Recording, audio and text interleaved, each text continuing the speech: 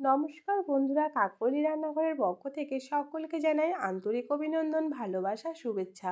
আজকে চলে আসলাম আরও একটি নতুন রেসিপির সাথে। আজকে তৈরি করব মাত্র 5 টাকার সুজি দিয়ে দুর্দান্ত স্বাদের সুজির পোলাও।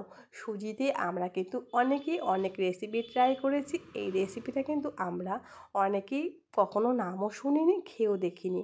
তাহলে চলুন কিভাবে এই দুর্দান্ত স্বাদের সুজির পোলাওটা তৈরি করব সেটাই দেখে নেই। তার জন্য সবার প্রথমে একটা 10 টাকা সুজির প্যাকেটের হাফ সুজি আমি এখানে একটা বাটি মেপে নিয়ে নিয়েছি। গ্যাস ওভেন জ্বালিয়ে আমি কড়াই বসিয়ে দিয়েছি গরমের জন্য। কড়াইটা গরম হয়ে গেছে। শুকনো খোলায় আমি এখানে হাফ বাটি সুজি ভেজে নেব হালকা করে। বন্ধুরা, সুজিটা কিন্তু অবশ্যই যে কোনো বাটি মেপে নেওয়ার চেষ্টা করবেন, এতে করে পরের উপকরণের মাপগুলো খুব ঠিকঠাক করে নিতে পারবেন। এখানে কিন্তু কোনো রকম তেল বা ঘি ব্যবহার করা যাবে না। শুকনো খোলায় সুজিটাকে ভেজে নিতে হবে। আমার এখানে সুজিটা ভালো করে ভাজা হয়ে গেছে। যেই বাটিটা মেপে আমি সুজিটা নিয়ে নিয়েছি, সেই একই বাটির 2 বাটি এখানে লিকুইড দুধ দিয়ে দিলাম। দুধটা দিয়ে সুজিটাকে আমি ভালো করে রান্না করে নিচ্ছি। আপনারা কিন্তু দুধের পরিবর্তে এখানে জলও ব্যবহার করতে পারেন, কিন্তু জল ব্যবহার করলে সুজির পোলাওয়ের টেস্টটা কিন্তু একদমই ভালো আসবে না। দেখুন, কথা বলতে বলতে সুজিটা রান্না হয়ে গেছে। ঠিক কড়াই থেকে এরকম উঠে উঠে আসবে, তখন গ্যাসের ফ্লেমটা বন্ধ করে সুজিটাকে একটা বাটিতে বা থালাতে নামিয়ে নিতে হবে। সুজিটা ঠান্ডা হতে হতে আমি সুজির পোলাওয়ের জন্য একটা চিনির রস তৈরি করে নেব। তার জন্য দেখুন, যেই বাটি মেপে সুজি ব্যবহার করেছি ঠিক ওই বাটিরই 1 বাটি চিনি আর 1 বাটি জল দিয়ে দিলাম। সব কিছু ভালো করে মিশিয়ে দিয়ে দিচ্ছি 2টো এলাচের দানা। এখানে কিন্তু চিনির রসটা বেশি ফুটিয়ে নেওয়ার কোনো দরকার নেই। 1 থেকে 2 মিনিট শুধু চিনিটা গলে ফুটবে, তাহলেই চিনির রসটা একদম তৈরি হয়ে যাবে। প্রথমে এটা পাতলা মনে হলো, কিন্তু পরে একদম ঠিকঠাক হয়ে যাবে। চিনির রসটা তৈরি হয়ে গেছে। গ্যাসের ফ্লেমটা বন্ধ করে দেব।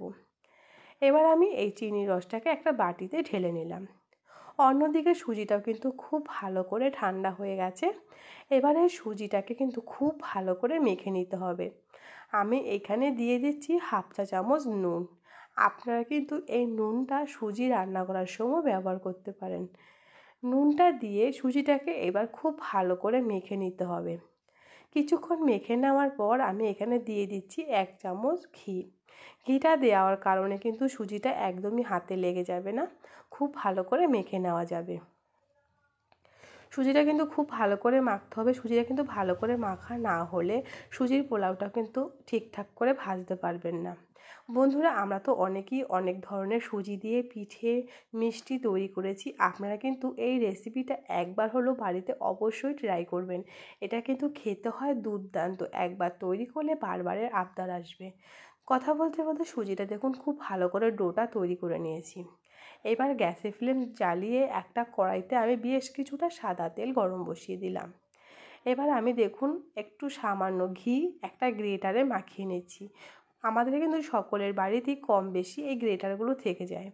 তাই এরকম একটা গ্রেটার নিয়ে সুজির থেকে ছোটো ছোটো টুকরো লেচি নিয়ে হাতের তালুর সাহায্যে চেপে চেপে সুজিটাকে ডলে তেলের মধ্যে দিতে হবে। তাহলে দেখুন কত সুন্দর সুজির পোলাওগুলো তেলের মধ্যে পড়ছে, দেখেই বুঝতে পারছেন কতটা লম্বা লম্বা। একইভাবে আমি সুজির সমস্ত পোলাওগুলোকে ভেজে নেব। গ্যাসের ফ্লেমটা মিডিয়ামে রেখে সুজির পোলাওটাকে ভেজে নিতে হবে। একসাথে কিন্তু অনেক দেওয়া যাবে না।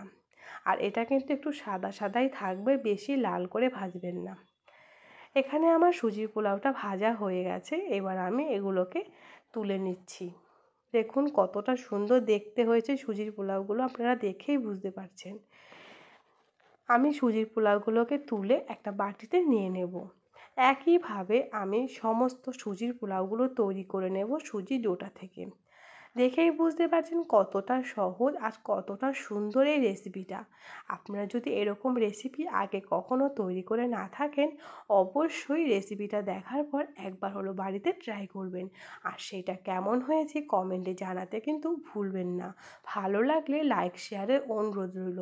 এরকম নিত্য নতুন সহজ ধরনের রেসিপি পেতে যে সকল নতুন বন্ধুরা আমার চ্যানেলটিকে এখনও সাবস্ক্রাইব করেননি তাদের কাছে অনুরোধ, আমার চ্যানেলটিকে সাবস্ক্রাইব করে আমার পাশে থাকবেন।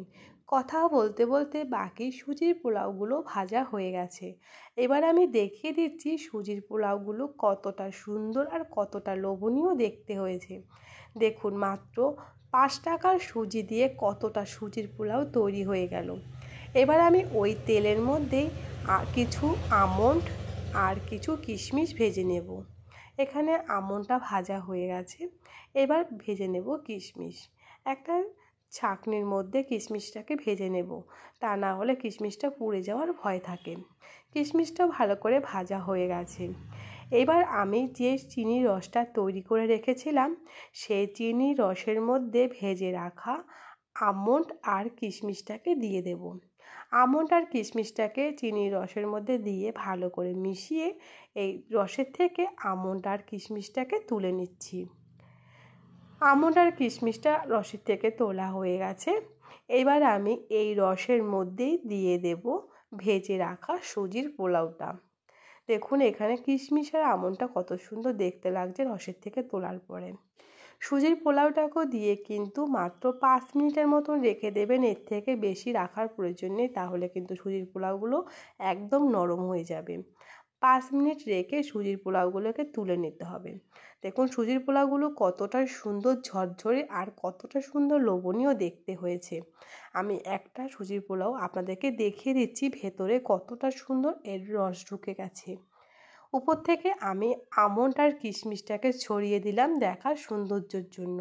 দেখুন সুজির পোলাওগুলো কতটা ঝরঝরে আর ভেতরে কতটা সুন্দর রস ঢুকে গেছে। একটা সুজির পোলাও আমি ভেঙে দেখিয়ে দিচ্ছি। এই যে দেখুন, খুব সুন্দর করে রস ঢুকে নরম হয়ে গেছে। 5 মিনিটের কিন্তু বেশি একদমই রাখবেন না, তাহলে কিন্তু সুজির পোলাওগুলো একদমই ভেঙে যাবে।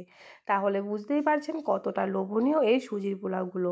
তাহলে আজকে এখানেই বিদায় নিচ্ছি, আবার আসবো নতুন কোনো ভিডিওর সাথে। ধন্যবাদ।